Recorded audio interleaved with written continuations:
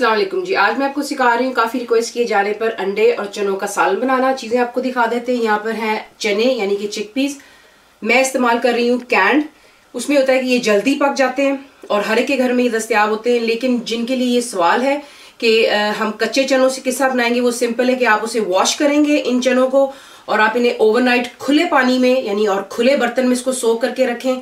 अगले दिन उसे आप दोबारा वॉश करेंगे, साफ पानी में आप उसे डालेंगे और साथ ही बीच में आप उसमें ऐड करेंगे बेकिंग सोडा और उसे आप अच्छी तरह तकरीबन 1 घंटे जितना बॉईल करेंगे ताकि वो बिल्कुल सॉफ्ट हो जाए। वो तरीका होता है कच्चे चनों के लिए, लेकिन क्योंकि मैं कैन इस्तेमाल कर रही हूँ जल्दी बन जाता है।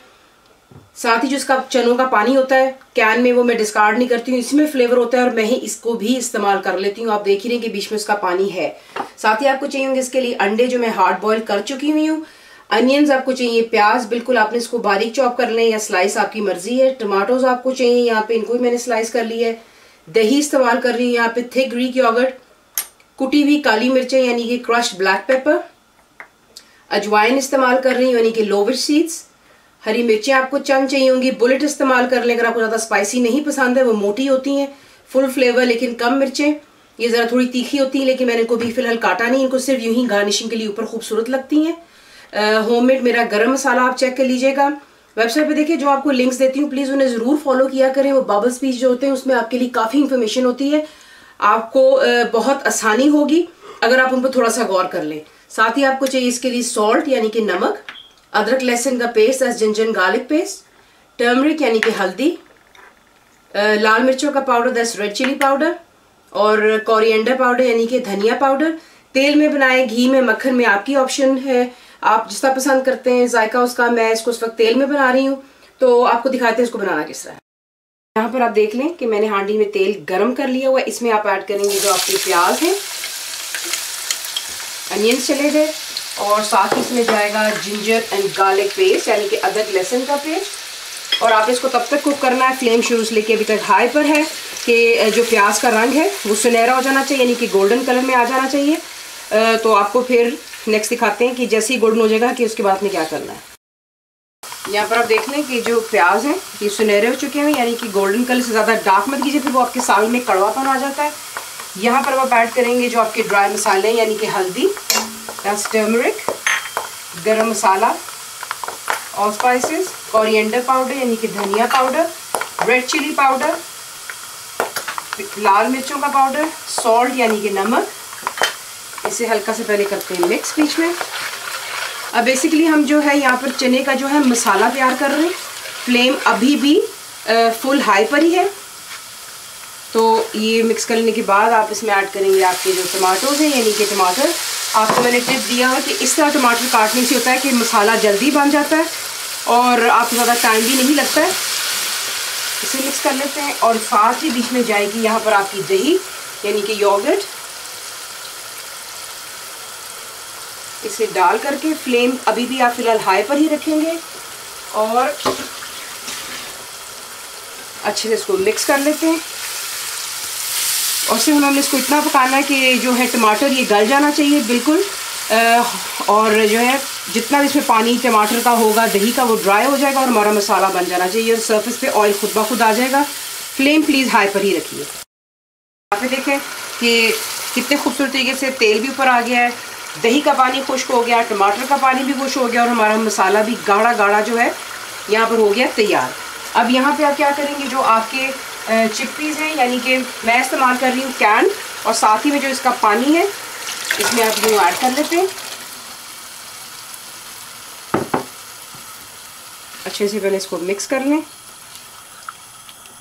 क्योंकि मैं कैन का भी जो पानी है बीच में ऐड कर रही हूँ, इसमें बहुत फ्लेवर होता है। आप ज़रूर ट्राई कीजिएगा, आपको खुद जो है जायके का डिफरेंस पता चलेगा उस वक्त इसको पका लेने पर।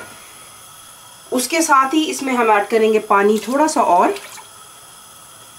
चने ऑलरेडी बॉइल्ड हैं, कुक्ड है, लेकिन हम सिर्फ ये चाहते हैं कि जो चने हैं उसके अंदर में जो मसाला उसका जायका चला जाना चाहिए। तो अब क्या करेंगे, जैसे मैं आपको हमेशा बताती हूँ, इसको जोश आने दें। फिलहाल फ्लेम हाई पर है, जैसे जोश आएगा आप इसे कवर कर देंगे और लो टू मीडियम पे रख के कुक करेंगे फॉर गुड 10 to 15 मिनट्स यानी कि 10 से 15 मिनट। और बीच बीच में मैं आपको दिखाती रहूँगी कि जो अंडे चने होते हैं जब आप बाहर से बाजार से मंगवाते हैं तो उसका जो ग्रेवी होता है वो गाढ़ा क्यों होता है? वो गाढ़ा इसलिए होता है कि जब ये नरम पड़ता है तो आप इसको चमचे के साथ यूँ हल्का सा यूँ प्रेस करते हैं चनों को। फिलहाल वो भी सख्त है इसलिए आपको नज़र नहीं आएंगे होते हुए, लेकिन जैसे बीच में कुकिंग होगी मैं आपको साथ में दिखाती चली जाऊंगी। ये देखें, इसे कुक होते हुए लो टू मीडियम में, जिस तरह पे जोश आया मैंने इसे कवर करके कुक किया। लो टू मीडियम कुक होते हैं इसको तकरीबन 5 मिनट हो चुके हैं। You can use a masher के साथ में भी आप चाहें तो हल्का हल्का आपने इसको यूँ दबाना है, और जो चने हैं वो जो है आपकी ग्रेवी को ये थिक करेगा। आपने तमाम जो चने हैं उनको बिल्कुल हौश पौश नहीं करना है, सिर्फ ये है कि थोड़े से आप जो है इसको यूँ प्रेस कर लेते हैं। उससे होता है कि आपका जो ग्रेवी से मैंने आपसे पहले भी कहा गाढ़ेपन की तरफ आ जाता है। तो अभी इसको पकने में 10 मिनट और लगेंगे तकरीबन। लो टू मीडियम पर रख के आप इसे कुक करते रहिएगा। जितना आपने इसको गाढ़ा बनाना है या आपने इसकी करी रखनी वो आपकी अपनी चॉइस पर है। तो ये कि मैं इसको ज़रा दरमियाना पसंद करती हूँ। ये देख रहे हैं आप, थोड़ा सा जो मैश किया है, ये बीच में मैश घुमा रही हूँ, आप देख रहे होंगे कि गाढ़ापन जो है ऑलरेडी उसमें आपको नज़र आ रहा है। तो देखें, सारे चनों को नहीं करना है, सिर्फ चंद को हम करते हैं। यूँ कर लें और दोबारा कवर करके मज़ीद और इसको 10 मिनट कुक होने दें। 5 मिनट से हो चुके हैं।